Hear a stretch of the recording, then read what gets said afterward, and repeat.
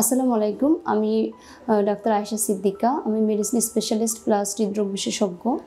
বিশেষ করে যাদের উচ্চ রক্তচাপ বা ইভেন কারো উচ্চ রক্তচাপ নাই বাট কখনো প্রেশার চেক করেন নাই, তারা অবশ্যই নিয়মিত প্রেশার চেক করবেন।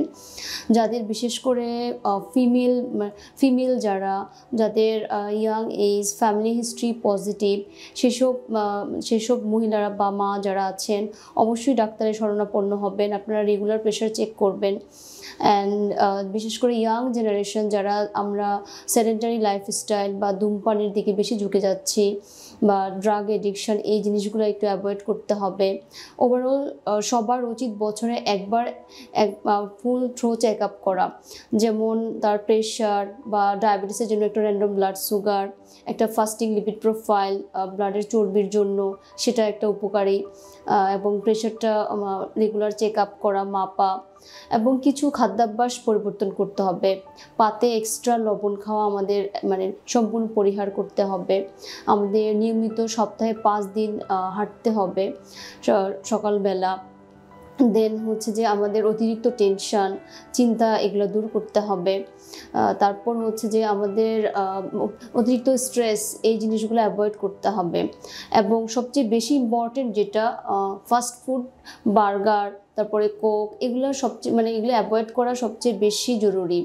এবং একটা ঠিকমতো ফ্রেশ যে ভেজিটেবল, শাকসবজি, এগুলো বেশি এগুলোর দিকে বেশি মনোযোগ দিতে হবে। বর্তমান জেনারেশন যেটা পছন্দ করে, বিশেষ করে শাকসবজির পরিবর্তে তারা বার্গার বা ইদানিং চিকেন ফ্রাই বা বিভিন্ন ফাস্টফুডের উপর বেশি অ্যাডিক্টেড। এই জিনিসগুলো আমাদেরকে একটু অ্যাভয়েড করতে হবে। এবং বাসায় বসে ফেসবুকিং বা সারাক্ষণ ইন্টারনেট, মোবাইলের দিকে না ঝুঁকে আমরা যদি আমাদের রেগুলার অ্যারোবিক যে এক্সারসাইজ, মর্নিং ওয়াকিং, তারপর হচ্ছে যে বিশেষ করে যারা বাচ্চারা তারা যদি খেলাধুলা বা এগুলো করে, তো অনেক অল্প বয়সেই অবেসিটি এসব প্রিভেন্ট করা যায়। এবং ফার্দার আমরা যদি আমাদের রেগুলার যে একটা স্বাভাবিক সুস্থ জীবনযাপনের জন্য এই নিয়মকানুনগুলো একদম আর্লি এজ থেকে শুরু করতে হবে।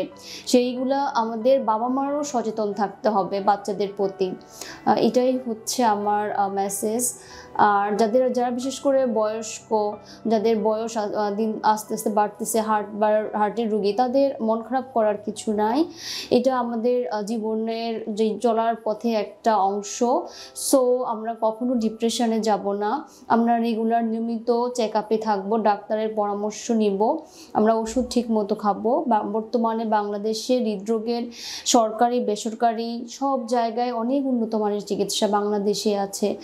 সো অবশ্যই আমরা আমাদের যদি কোনো হঠাৎ করে বুকে ব্যথা হয়, সেটা যা কখনো অনুভব করা হয়নি, এরকম যদি কোনো ইয়াং পারসন বা ওল্ড পারসন, সে যেই হোক না কেন, অবশ্যই নিকটস্থ যে কোনো ডাক্তারের কাছে যেতে হবে এবং তার শরণাপন্ন হতে হবে। এবং সেটা হচ্ছে যে যত তাড়াতাড়ি আমরা আর্লি ডায়াগনোসিস করতে পারবো, আর্লি চিকিৎসা নিতে পারবো, তত তাড়াতাড়ি আমাদের রোগের কারণে যে মর্টালিটি আছে সেটা অনেকাংশে কমে যাবে। আমি ডাক্তার আয়েশা সিদ্দিকা। আমি মেডিসিন অ্যান্ড হৃদরোগ বিশেষজ্ঞ। আমি জেজি হেলথ কেয়ার সেন্টারে প্রতিদিন 8:30 থেকে 10টা পর্যন্ত রোগী দেখি।